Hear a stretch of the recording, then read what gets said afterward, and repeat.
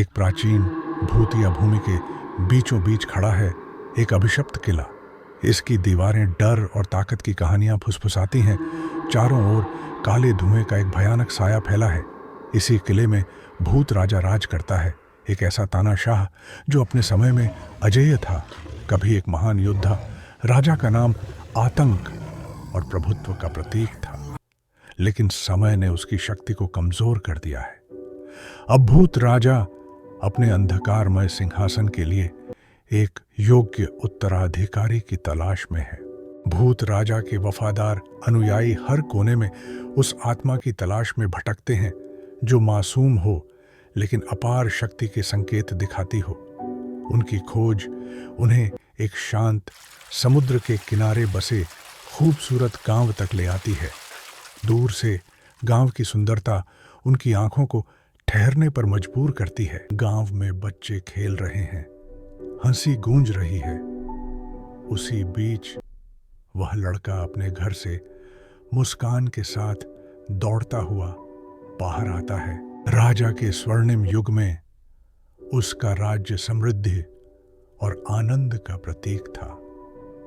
उसका महल आशा का प्रतीक था, अंधकार में एक प्रकाश स्तंभ।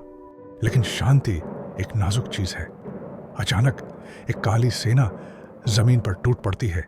उनकी चाल मौत के तूफान जैसी है। गांव अराजकता में डूब जाता है, आग की लपटों में घिर जाता है और राख आकाश से बरसती है। राजा की सेना बहादुरी से लड़ती है, लेकिन विनाश की लहर के सामने हार मान लेती है। देश जलकर खाक हो जाता है और आग में आशा खत्म हो जाती है।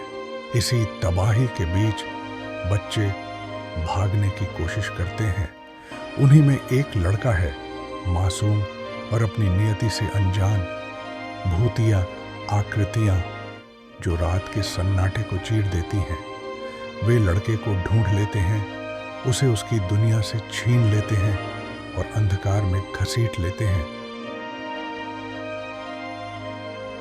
वे बेहद प्रसन्न होते हैं और बच्चे से शैतानी अनुष्ठान करवाते हैं। अंततः वे उसे राजा के सामने ले आते हैं।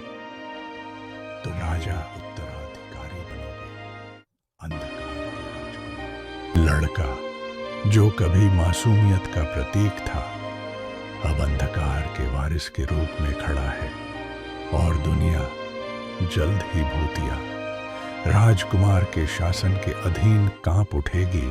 राजकुमार अब दुनिया पर राज करने वाला है।